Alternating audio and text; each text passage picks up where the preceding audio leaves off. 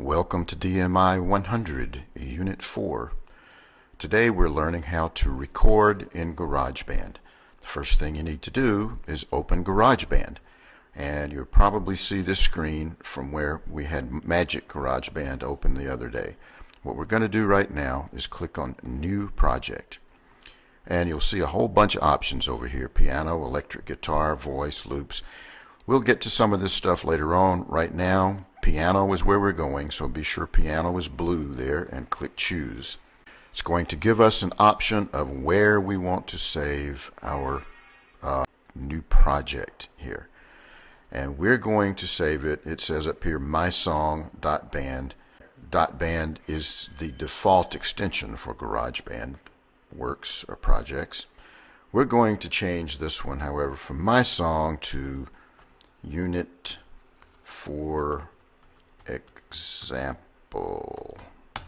And we're going to save it on our desktop because it's easier to find that way. Some of the things that you can do down here: you can change the tempo. It's set at 120 beats per minute right now. We'll leave it there. Time signature is 4/4, key of F major. All of that's great. We'll just leave it right there for the time being. And we're going to hit create. And two or three things are going to happen here. You're going to see it start creating that, and then you're going to see GarageBand open. It's going to take it just a second.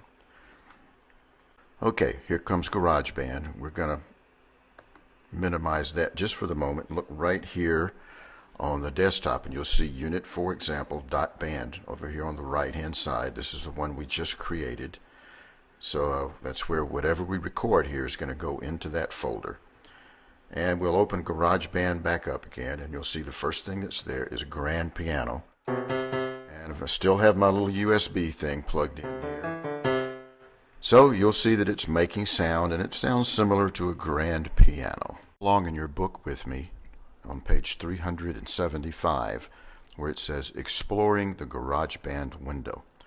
It says the elements of GarageBand windows are track headers, show the instrument icon and name. That's this, of course, the instrument icon, the grand piano, and the name right there. It says the track headers also include a mute button, which is this button right here. If you press that, it mutes this particular track. And then it says the solo button, which is the headphone.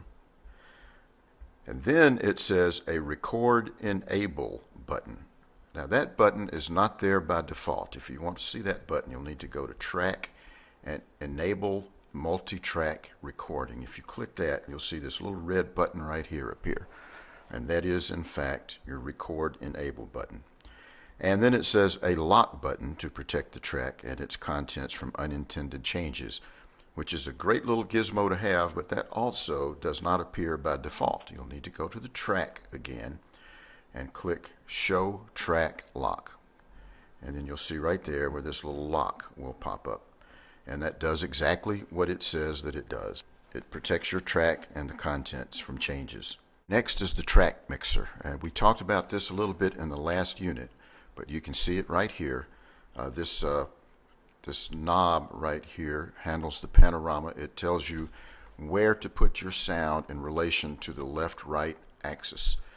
For example, if the grand piano happens to be on the left-hand side of the stage, or you want to at least pretend it's on the left-hand side of the stage, you can click over here and it's going to come from the left. You can also make it come from the right, and if you click over here, and if you want it right in the center of the stage, you can click it, put it right in the center. There you can hear it in both ears. It comes out of both speakers, and you can put it anywhere in between, so it sounds partially like it's somewhere on the left but not all the way to the left, or somewhere on the right, or somewhere just to the right of right and not all the way one direction or the other. This, of course, is your volume. It controls only the volume for this track, and this is your meter that shows how loud you are. This button, once again, we will get to later on, so don't pay much attention to that little arrow for right now, but we will get to it soon. Then all the items that are listed on page 376, all the other little bells and whistles, I'm not going to get into right now because I'll show you what each and every one of them does as we need them. So now we're going to record a song. And we're going to record a really difficult, hard song known as Mary Had a Little Lamb. which I'm sure most of you probably know.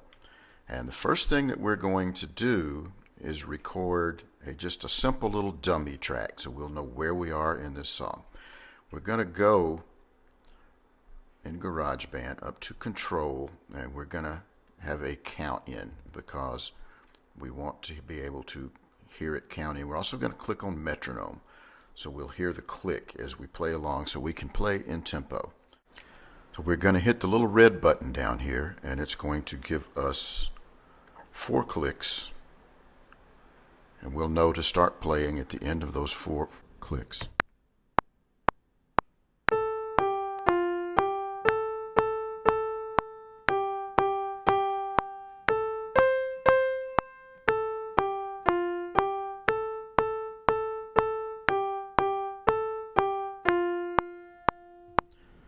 And we can stop it by hitting the space bar or hitting the stop button. We can go back to the beginning and listen to what we've done, and we can do that simply by hitting right down here at the bottom in the transport area, this little it's a triangle with a line on it. That means go back to the beginning.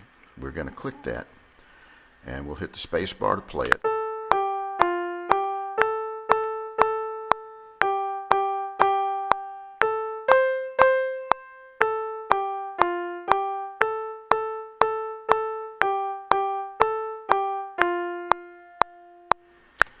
And as you can tell, it wasn't exact. Some of the notes were just a wee bit ahead or behind, but that's going to do for the time being.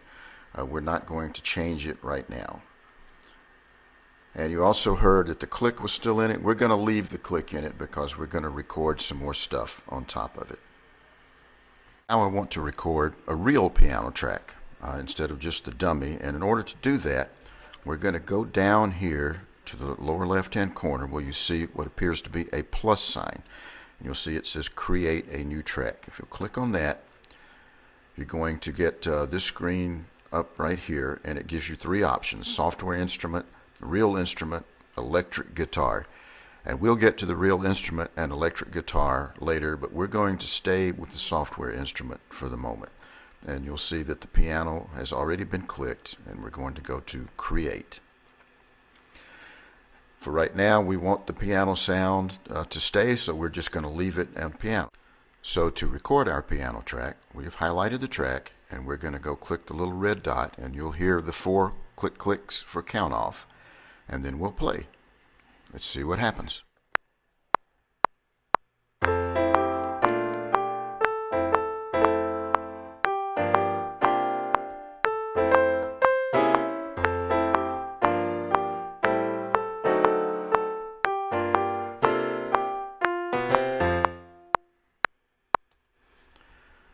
That might have worked okay. We'll hang on to that one.